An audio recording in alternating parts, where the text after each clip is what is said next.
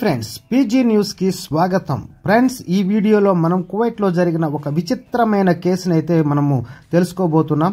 ఇలాంటివన్నీ ఎక్కువ కూడా సినిమాల్లోనే మనం చూడగలుగుతాం. అలాగే గతంలో కూడా ఒక సినిమా చూసినట్టు గుర్తుంది. కానీ మీలో ఎవరైనా ఆ సినిమా చూస్తుంటే తప్పకుండా కామెంట్ చేయండి. మన వాళ్ళకు కూడా అందరికీ తెలిసినట్టు ఉంటుంది. మరి వివరాలకి వెళ్లే ముందు ఫ్రెండ్స్, ఈ వీడియో మీకు నచ్చినట్టయితే లైక్ చేయండి, మీ ఫ్రెండ్స్ అందరికి కూడా షేర్ చేయండి. అలాగే ఛానల్ సబ్స్క్రైబ్ చేసుకుని ఛానల్ సపోర్ట్ చేస్తారని ఆశిస్తున్నాను.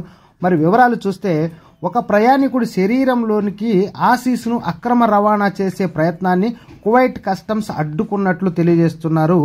లండన్లోని హిత్రూ విమానాశ్రయం నుండి వస్తున్న ప్రయాణికుడి శరీరంలో దాచిపెట్టిన హాసీస్ను అక్రమ రవాణా చేసే ప్రయత్నాన్ని కస్టమ్స్ ఇన్వెస్టిగేషన్ మరియు సెర్చ్ విభాగం కువైట్ విమానాశ్రయ కస్టమ్స్తో సమన్వయంతో విజయవంతంగా అడ్డుకుంది. నివేదిక ప్రకారం ఒక యూరోపియన్ ప్రయాణికుడు మాదక ద్రవ్యాలను అంతర్గతంగా దాచి దేశంలోకి తీసుకురావడానికి ప్రయత్నిస్తున్నాడని సమాచారం అందిన తర్వాత ఈ ఆపరేషన్ ప్రారంభమైంది. కస్టమ్స్ అధికారులు అనుమానితుడిని నిశితంగా పరిశీలించి అతను కస్టమ్స్ హాల్లోకి ప్రవేశించిన క్షణం నుండి అతనిని పర్యవేక్షించారు. అయితే అతన్ని అరెస్టు చేసిన తరువాత అధికారులు మొదట 312 గ్రాముల హాసీసును స్వాధీనం చేసుకున్నారు. ఆ ప్రయాణికుడిని పర్వానియా ఆసుపత్రికి తరలించారు.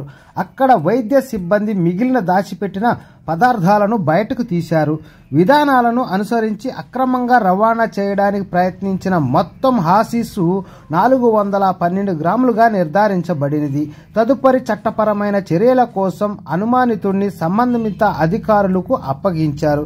అతను కడుపులో దాచుకొని ఇక్కడ వచ్చినట్టుగా మనకు అర్థమవుతా ఉంది. ఫ్రెండ్స్, నిజంగా చెప్పాలంటే ఇది ఒక విచిత్రమైన కేసుగా మనం ఇక్కడ అర్థం చేసుకోవచ్చు. ఇలాంటి విషయాలు ఏంటంటే సాధారణం కన్నా సినిమాలో చూపించడానికి ఎక్కువగా ఇష్టపడుతూ ఉంటారు. అలాగే సినిమా ఆల్రెడీ వచ్చింది, గతంలో మనం చూసినట్టు గుర్తుంది, మర్చిపోయాం. మీలో ఎవరైనా ఆ సినిమా చూస్తుంటే తప్పకుండా కామెంట్ చేయండి.